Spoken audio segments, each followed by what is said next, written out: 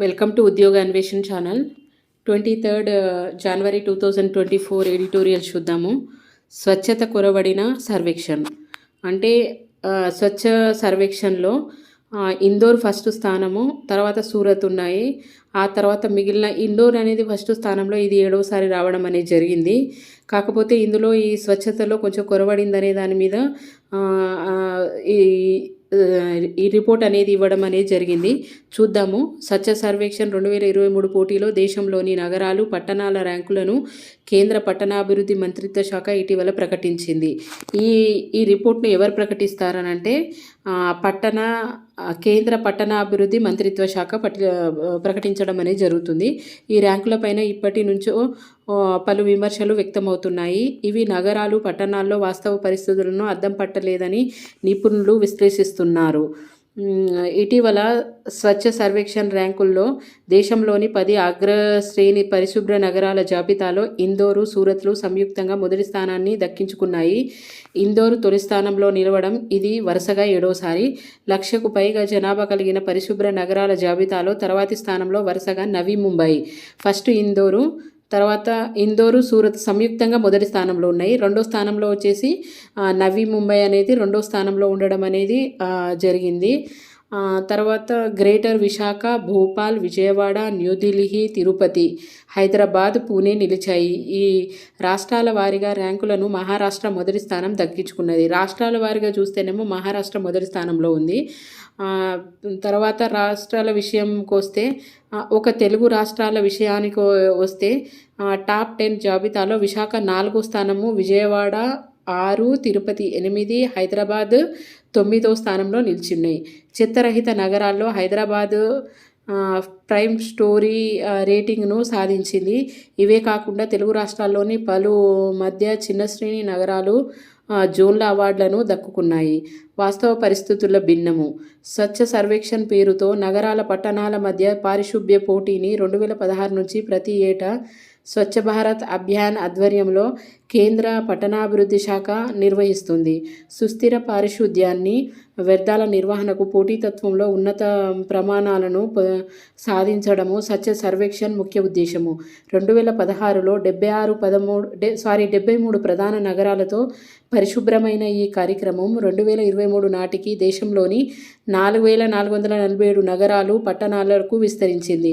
స్వచ్ఛ సర్వేక్షణలో భాగంగా పారిశుద్ధ్య పరిశీలన, ర్యాంకుల నిర్ధారణకు థర్డ్ పార్టీ మూల్యాంకన వ్యవస్థను ఏర్పాటు చేశారు. కేంద్ర ప్రభుత్వం రూపొందించిన మార్గదర్శకాలను అనుసరించి ర్యాంకులను కేటాయిస్తున్నారు. ఇంటింటి నుంచి చెత్త సేకరణ, శుద్ధి, బహిరంగ మల విసర్జన నిర్మూలన వంటివి స్వచ్ఛ సర్వేక్షణ్ మార్కుల సాధనలో కీలకంగా నిలుస్తున్నాయి. పారిశుద్ధ్యం పరంగా నగరాలు, పట్టణాల పనితీరును ర్యాంకుల రూపంలో నిర్ణయిస్తున్న స్వచ్ఛ సర్వేక్షణ్ పోటీ పలు సందేహాలను తావిస్తుంది. ర్యాంకుల మూల్యాంకనంలో లోపాలున్నాయని అధ్యయనాలు వెల్లడిస్తున్నాయి. ర్యాంకులకు క్షేత్రస్థాయి వాస్తవాలు పొంతన కుదరడం లేదని కొన్ని ప్రభుత్వ నివేదికలు స్పష్టం చేస్తున్న స్వచ్ఛ సర్వేక్షణ్ సర్వేను 2-3 నెలల ముందు పారిశుద్ధ్య కార్యకలాపాలు చేపట్టిన నగరాలకే ఎక్కువ అవార్డులను దక్కాయని, ఎన్నో ఏళ్లుగా ఇంటింటికి చెత్త సేకరణ, పరిశుద్ధ పునర్వినియోగానికి కృషి చేస్తున్న నగరాలు, పట్టణాలకు పోటీలలో తక్కువ ర్యాంకులను లభిస్తున్నాయని 2019 స్వచ్ఛ సర్వేక్షణ్ పై 50 నగరాల్లో శాస్త్ర విజ్ఞాన పర్యావరణ కేంద్రము జరిపిన క్షేత్రస్థాయి పరిశీలనలో వెల్లడైంది. సర్వే పూర్తయిన తర్వాత పారిశుద్ధ్యాన్ని నిర్లక్ష్యం చేస్తారని ఈ నివేదిక తేల్చింది. సర్వే కోసము సమర్పించవలసిన పత్రాలను కొన్ని పురపాలక పకడ్బందీగా ర్యాంకులను సాధించడానికి వీలుగా రూపొందిస్తున్నాయి. అవార్డుల ఎంపికను ఇవి కీలకంగా నిలుస్తున్నాయి. పరిశుభ్రత పరంగా పురస్కారాలు పొందిన చాలా నగరాల, పట్టణాల్లో ఎక్కడ చూసినా చెత్త కుప్పలు దర్శనమిస్తున్నాయి. బహిరంగ మల విసర్జన రహితంగా ప్రకటించిన చాలా నగరాల, రాష్ట్రాల్లో వాస్తవ పరిస్థితి పూర్తిగా భిన్నంగా ఉందని తాజాగా వెలువరిచిన మల్టిపుల్ ఇండికేటర్స్ సర్వే వెల్లడించింది. దీంతో పాటు కొన్ని జాతీయ స్థాయి సర్వేలు ఇదే విషయాన్ని స్పష్టం చేస్తున్నాయి. మధ్యప్రదేశ్, తమిళనాడు 2018లో 100% బహిరంగంగా మల విసర్జన రహిత రాష్ట్రాలుగా ప్రకటించారు. వాటిలో 71% మేరకే బహిరంగ మల విసర్జన నిరోధించగలిగారని జాతీయ గణాంక కార్యాలయం సర్వే వెల్లడించింది. ఇల్లు, వ్యాపారము, పారిశ్రామిక సముదాయాల నుంచి వ్యర్థాల జలాలను శుద్ధి చేసిన తర్వాతనే బయటకు వదిలే నగరాలకు స్వచ్ఛ సర్వేక్షణ్ పోటీలో వాటర్ ప్లస్ సర్టిఫికెట్లు ఇస్తారు. ఆ వ్యవస్థ సరిగ్గా లేని నగరాలకు పురస్కారాలు ఇవ్వడం పోటీ నిష్పక్షతపైన సందేహాలు లేవనెత్తుతుంది. గంగానది తీర పట్టణాలను, కంటోన్మెంట్ బోర్డులను ప్రత్యేక తరగతులుగా వర్గీకరించి వాటిని పురస్కారాలను ఎంపిక చేశారు. నర్మదా, గోదావరి, కావేరి తదితర నదీ తీర పట్టణాలను విస్మరించడంపైన విమర్శలు వ్యక్తమవుతున్నాయి. ఏటా వరుసగా పురస్కారాలు సాధిస్తారన్న నగరాల్లో పటిష్టమైన పారిశుద్ధ్య వ్యవస్థ ఉంది. ఆ నగరాల సమగ్ర ప్రణాళికల, బలమైన ఆర్థిక వ్యవస్థలు స్వచ్ఛ సర్వేక్షణ్ పోటీలో వాటి విజయానికి దోహదం చేస్తున్నాయి. పారిశుద్ధ మౌలిక వసతులు పూర్తి స్థాయిలో లేని నగరాల వాటితో పోటీ దింపడము సబబు కాదని నిపుణులు చెప్తున్నారు. ఖచ్చితత్వం కీలకము. స్వచ్ఛ సర్వేక్షణ్ పోటీ సమర్థంగా జరగాలంటే మూల్యాంకన వ్యవస్థలో సంస్కరణలు తేవాలి. 2-3 రోజుల్లో తనిఖీలు కాకుండా నగరాల్లో పారిశుద్ధ్య నిర్వహణపై నిరంతరము నిఘా పెట్టాలి. ర్యాంకుల నిర్ణయంలో పౌరుల అభిప్రాయాల సేకరణ అత్యంత కీలకము. ప్రస్తుతం అరకొరగా పౌరుల నుంచి అభిప్రాయాలు సేకరిస్తున్నారు. వీరి సంఖ్యను మరింతగా పెంచాలి. పోటీలో వరుస విజయాలు సాధిస్తున్న ఇండోర్, సూరత్ వంటి నగరాల అధికార యంత్రాంగాలకు స్వచ్ఛ సర్వేక్షణలో భాగస్వామ్యం కల్పించాలి. ర్యాంకుల నిర్ధారణ ఎప్పుడూ ఖచ్చితత్వంతో ఉండాలి.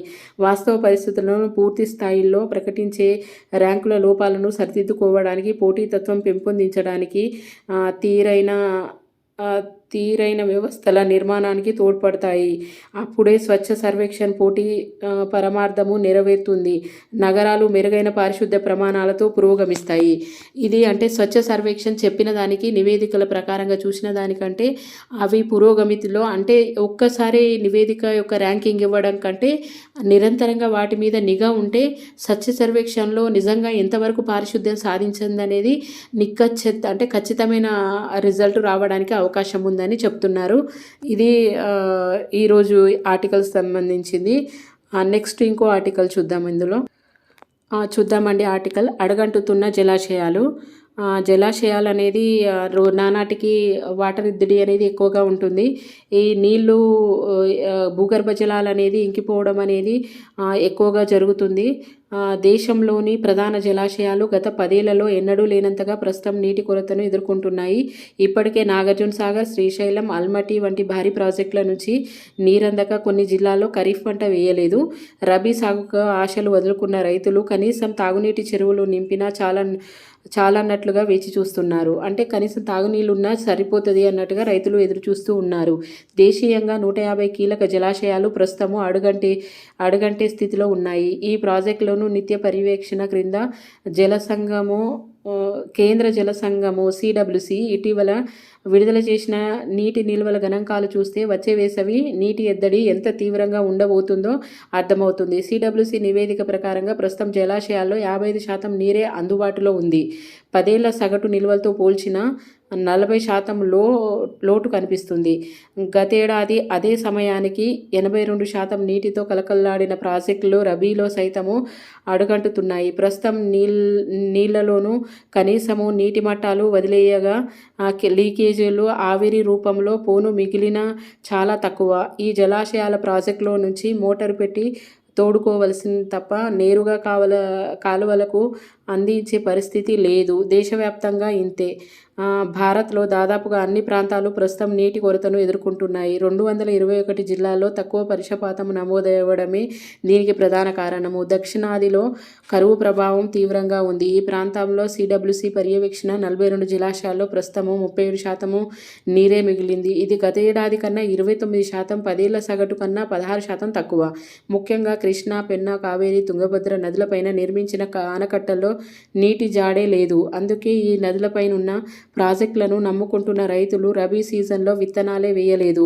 అంతకుముందు ఖరీఫ్లోనూ అత్యధిక ఆయకట్టును బీడుగా వదిలేశారు. మరోవైపు ఆంధ్రప్రదేశ్, తెలంగాణ, తమిళనాడు, కర్ణాటక రాష్ట్రాల్లో తాగునీటి ఎద్దడిని ముంచుకొస్తుంది.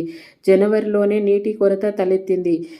ఉన్న కొద్దిపాటి నిల్వలతో రాబోయే రోజుల్లో నీటి ఎద్దడిని అధిగమించనున్నది పెద్ద సవాలే. మళ్ళీ నైరుతి రుతుపవనాలు వచ్చే వరకు అంటే సుమారుగా 6 నెలల పాటు ప్రస్తుతం ఉన్న నిల్వలతో సర్దుకోవాలి. ఉత్తరాదిలోని 10 ఏళ్ల సగటుతో పోలిస్తే నీటి నిల్వలు గణనీయంగా పడిపోయినాయి. నీళ్ల మట్టం అనేది నానాటికి తగ్గిపోతూ ఉంది. చూద్దాము. వరి, గోధుమ ఎక్కువగా పండించే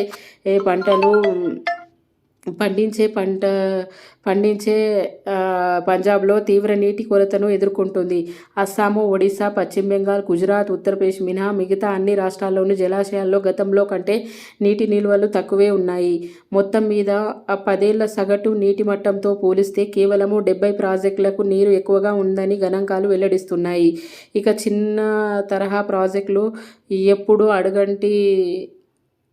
ఎప్పుడో అడుగంటాయి.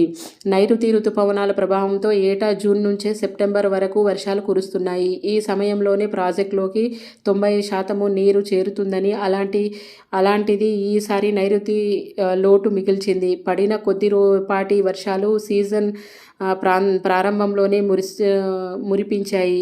ఫలితంగా కొన్ని జలాశయాలు గేట్లు జూలై చివరి వారమో ఆగస్టు 2వ వారం వరకే ఎత్తి నీటిని దిగువకు వదిలారు. ఆ తర్వాత వర్షాలు మొహం చాటేశాయి. అప్పటికే వేసిన ఖరీఫ్ పంటలను కాపాడుకునేందుకు నిల్వ నీటిని వినియోగించవలసి వస్తుంది. రుతుపవనాల కాలంలోనే ప్రాజెక్టులోకి కొత్తగా ప్రవాహాలు రాకపోక ఉన్నా కాస్త నిల్వలు తరిగిపోయాయి. 120 ఏళ్లలో ఎన్నడూ లేని విధంగా నిరుడు ఆగస్టులో వర్షపాతంలో తీవ్ర లోటు నమోదైంది. ఆగస్టులో 255 మిల్లీమీటర్ల సాధారణ వర్షపాతం నమోదవలసి ఉండగా గత ఏడాది 160 మిల్లీమీటర్లకు మాత్రమే కురిసింది. అదే మొదటి వారంలోనే. దాంతో రిజర్వాయర్లో ఆగస్టు చివరి నాటికి 63% నీరే చేరింది. జాగ్రత్తగా వాడుకుంటే. వర్షాలు లేక బోరుబావుల వినియోగంతో విద్యుత్ అవసరాలు పెరిగాయి. మరోవైపు జలాశయాల్లో నీటిని తాగు అవసరాల కోసం, అక్కడక్కడ వేసిన ఖరీఫ్ పంటల కోసము విడుదల చేయాల్సి వచ్చింది. అలా నైరుతి ప్రారంభం నుంచే నిల్వల నీటిని విడుదల చేయడము, వరుసగా వర్షాలు లేక పోవడంతో ఇప్పుడు ప్రాజెక్టులో జల సవ్వడి లేదు. భూగర్భ జలాలు కలుపుకొని జలాశయాల్లో ఉన్న కొద్దిపాటి నీటిని జాగ్రత్తగా వాడుకుంటే ఈ వేసవి నీటి ఎద్దడిని నిలువరించగలము. ఇకపైన తాగునీటి చెరువుల్లో, జలాశయాల్లో ఇతర అవసరాలు మళ్లించకూడదు. ప్రాజెక్టులోనూ లీకేజీలు అరికట్టి ప్రతి బొట్టును సద్వినియోగం చేసుకునేలాగా ప్రభుత్వము యుద్ధ ప్రాతిపదికన చర్యలు చేపట్టాలి. ఇది అండి నీటి ఎద్దడి గురించి ఇస్తున్న జలాశయాలు అడగంటడానికి గల కారణాల గురించి ఇచ్చిన ఎడిటోరియల్. చూద్దాము నెక్స్ట్ ఆర్టికల్. అడవిని కాపాడేది ఎవరు అని అంటే నానాటికి పులుల గణాంకాల గురించి ఇచ్చారు. అడవులు లేకపోతే పులి అంతరించిపోతుంది. పులి లేకపోతే అడవి నశించిపోతుంది. కాబట్టి పులి అడవి కాపాడుతుంది. అడవి పులిని రక్షిస్తుందని మహాభారతం చెబుతుంది. పులులకు పూర్తి రక్షణ ఉండే అడవి అందులోనూ మిగతా జీవులకు సురక్షంగా మనగలుగుతాయి. అందుకే పులుల సంరక్షణ సరైన ప్రాధాన్యత దక్కాలి. అంటే ఈ పులుల ఎక్కువ రక్షణ లేకపోవడం ఎందుకంటే చూద్దాము. ఉమ్మడి ఆంధ్రప్రదేశ్లోను నాగార్జున సాగర్, శ్రీశైలం టైగర్ రిజర్వ్ దేశంలోని అతిపెద్ద పులుల సంరక్షణ కేంద్రంగా పేరుగాంచింది. తర్వాత ఉమ్మడి ఆదిలాబాద్ జిల్లాలోని కవ్వాల్ అభయారణ్య పులుల సంరక్షణ ప్రాంతము తీర్చిదిద్దడానికి అనువుగా ఉందని నిపుణులు గుర్తించారు. దానికి అనుగుణంగా 2012లో అప్పటి ప్రభుత్వం కవ్వాల్ పులుల సంరక్షణ ప్రాంతాన్ని ప్రకటించింది. 2012-23 కాలానికి ఒక సమగ్ర ప్రణాళికను రూపొందించింది. అప్పటి నుంచి కవ్వాల్ ప్రాంతంలో అటవీ వన్యప్రాణి సంరక్షణ కార్యక్రమాలను అమలవుతున్నాయి. తెలంగాణ రాష్ట్రం ఏర్పడిన తర్వాత కవ్వాల్ పులుల సంరక్షణ కేంద్రానికి ప్రత్యేక అధికారులను నియమించారు. వ్యాఘ్ర సంరక్షణ ప్రణాళిక భాగంగా సిబ్బందికి తగిన శిక్షణ ఇవ్వడము, పులుల కదలికలను ఎప్పటికప్పుడు గమనించడము వంటి చర్యలు తీసుకున్నారు. పులుల ఆహారానికి కావలసిన జింకలు, దుప్పులు తదితర శాకాహారుల జంతువుల పెంపుదలకు పచ్చిక బయళ్లను పెంపొందించడానికి కృషి జరిగింది. అయితే కవ్వాల్ ప్రాంతానికి మహారాష్ట్రలోని తడోబా రక్షిత ప్రాంతం నుంచి పులులను వస్తుంటాయి. ఇది తడోబా అనేది ఆంధ్రప్రదేశ్ తెలంగాణ, మహారాష్ట్ర కలిపిన ప్రాంతం ఇది. సంరక్షణ ప్రాంతం అనేది పులులు ఎక్కువగా ఉంటాయి ఇక్కడ. ఇక్కడ వాటి సంఖ్య పెరిగిపోవడం వల్ల కవ్వాలకు వచ్చిపోతుంటాయి. కవ్వాల్ ప్రాంతంలో పులులు తగిన సంరక్షణ ఉంటే అవి కొంత ఎక్కువ కాలము ఇక్కడే నివాసం ఉండే అవకాశం ఉంది. అందుకోసమని ఉమ్మడి ఆదిలాబాద్ జిల్లాలో ముఖ్యంగా రాష్ట్ర సరిహద్దు పులుల కారిడార్లను అభివృద్ధి చేయాల్సిన అవసరం ఉంది. ఛత్తీస్గఢ్ రాష్ట్రంలోని ఇంద్రావతి టైగర్ రిజర్వ్, అంటే ఏ రాష్ట్రంలో ఏ రిజర్వ్స్ ఉన్నాయి అనేది కూడా ఇంపార్టెంట్. ఇక్కడ ఇచ్చింది ఏంటంటే ఛత్తీస్గఢ్ రాష్ట్రంలోని ఇంద్రావతి టైగర్ రిజర్వ్ అనేది, ఆ రిజర్వ్ నుంచి పులులు కవ్వాల్ ప్రాంతానికి వచ్చిపోతున్నాయి. ఆయా రాష్ట్రాల్లో అవరోధాలు, వేటగాళ్ల కదలికలు ఉంటే పులులు అక్కడ సంచరించడం మానేస్తాయి. ఇటీవల కాలంలో నిర్మించిన ప్రాజెక్టుల వల్ల పులుల సంచారానికి అంతరాయం కలిగినట్లుగా నిపుణులు చెబుతున్నారు. ఇలాంటి పరిస్థితుల్లో కవ్వాల్ పులుల సంరక్షణ ప్రాంతాన్ని సమగ్రంగా అభివృద్ధి చేయడానికి పాలకులు చర్యలు తీసుకోవాలి. దీనికి సంబంధించిన ఒక నిపుణుల కమిటీని వేయాలి. ఆ కమిటీ సిఫారసు క్రమ పద్ధతిలో అమలు చేయాలి. పులుల కారిడార్లను గుర్తించి వాటి అభివృద్ధికి కావలసిన నిధులను సిబ్బందికి మంజూరు చేయాలి. పులుల సంచారానికి ఎలాంటి నిఘా కలగకూడదంటే రాష్ట్ర సరిహద్దు ప్రాంతాలు, వ్యాఘ్ర కారిడార్లో పోడు భూముల పట్టాలు ఇవ్వకూడదు. గతంలో ఇచ్చిన వాటిని రద్దు చేసి ప్రత్యామ్నాయంగా వేరే ప్రాంతంలో కేటాయించాలి. అవసరమైతే ప్రైవేటు భూములను ప్రభుత్వం కొనుగోలు చేయాలి. అంతర్రాష్ట్ర సహకారం తీసుకొని పులుల సమాచారాన్ని ఇచ్చిపుచ్చుకోవాలి. అడవి దొంగలు, వేటగాళ్ళ వల్ల పులుల తీవ్ర హాని తలెత్తుతుంది. వారిని గుర్తించి అరెస్ట్ చేసి తగిన శిక్షలు పడేలాగా చూడాలి. వేటగాళ్లను నివారించేందుకు ఒక సమగ్ర నిఘా సమాచార వ్యవస్థను ఏర్పాటు చేసుకోవడం తప్పనిసరి. ఉన్నతాధికారులు తరచుగా వన్యప్రాణి సంరక్షణకు సంబంధించిన ప్రధాన ప్రాంతాల్లో పర్యటించి వన్యప్రాణి సంరక్షణపై సిబ్బందిలో సరైన చైతన్యం నింపాలి. అటవీ ప్రాంతంలో నివసించే ప్రజలకు పులుల ప్రాధాన్యంపైన అవగాహన కల్పించి వ్యాఘ్రాల సంరక్షణలో వారి సహకారాన్ని పెంపొందించాలి. అడవి వన్యప్రాణి సంరక్షణలో వారికి క్రియాశీలక భాగస్వామ్యాన్ని చేయాలి. వారి నుంచి సమాచారాన్ని ఎప్పటికప్పుడు సేకరించి పులుల సంరక్షణ చర్యలను పటిష్టంగా చేపట్టాలి. అటవీ శాఖ స్థానిక ప్రజల నమ్మకాన్ని చూరగొనాలి. ఉమ్మడి ఆదిలాబాద్ జిల్లాలోని నీటి వనరులు, పచ్చిక బయళ్ళు, పండ్ల చెట్ల సమృద్ధిగా ఉన్నాయి. అయితే అక్కడ పులులకు కావలసిన ప్రశాంత, రక్షిత వాతావరణం కల్పించడం ఇప్పుడు అత్యవసరము. వ్యాఘ్రాల మనుగడ అడవుల జీవ వైవిధ్యానికి అత్యంత కీలకము. అందువల్ల అన్ని టైగర్ రిజర్వ్లో వాటి సంరక్షణకు పకడ్బందీ చర్యలను తీసుకోవాలి. ఇది ఈరోజు ఇచ్చింది. ఇంకో ఆర్టికల్ ఉంది. ఆ ఆర్టికల్ ఇది అండి, నవశకపు నిర్మాణ అద్భుతము. ఇది ఆర్టికల్, ఇది ఎడిటోరియల్ కాదు, కానీ ఇది ఇంపార్టెంట్ అనిపిస్తుంది. ఎందుకంటే కల్చర్ దాంట్లో ఇంపార్టెంట్. ఎటువంటి నగర శైలి అనే దాని మీద ఈ మన రామ మందిర నిర్మాణం గురించి ఇచ్చారు. ఇవ్వండి ఈరోజు ఎడిటోరియల్స్. మీకు నచ్చితే ఈ ఛానల్ని లైక్ చేయండి, షేర్ చేయండి, సబ్స్క్రైబ్ చేయండి. Thank you.